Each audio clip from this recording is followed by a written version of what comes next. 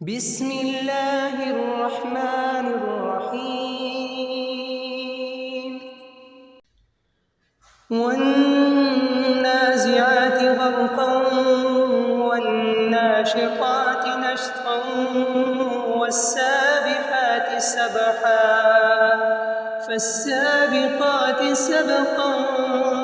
فالمدبرات أمرا يوم ترجف الراجفة تتبعها الرادفة قلوب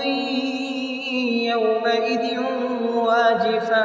أبصارها خاشعة يقولون أئنا لمردودون في الحافرة أئذا كنا عظاما نخرة قالوا تلك إذا كرة خاسرة فإنما هي زجرة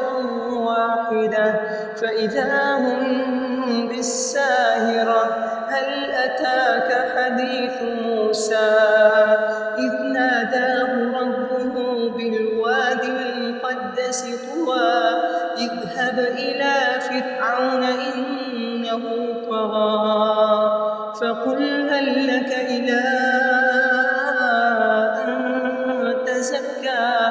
وأهديك إلى ربك فتخشى فأراه الآية الكبرى فكذب وعصى ثم أدبر يسعى فحشر فنادى فقال أنا ربكم الأعلى فأخذه الله نكال الآخرة والأولى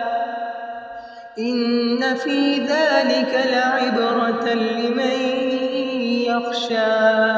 أأنتم أشد خلقا أم السماء بناها رفع سمكها فسواها وأغطش ليلها وأخرج ضحاها والأرض بعد ذلك دحاها أخرج منها ماءها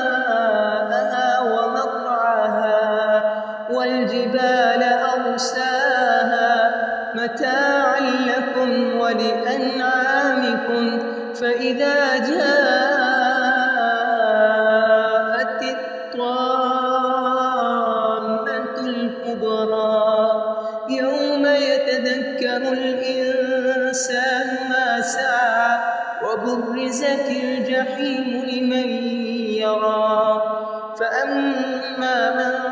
طغى وآثر الحياة الدنيا فإن الجحيم هي المأوى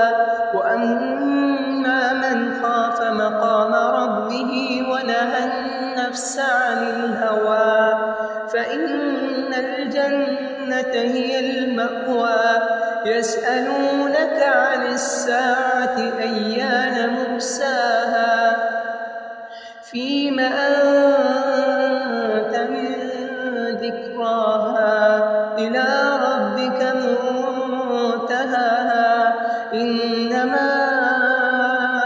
أنت منذر من يخشاها كأنهم يوم يرونها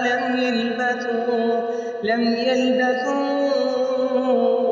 إلا عشية أو ضحاها.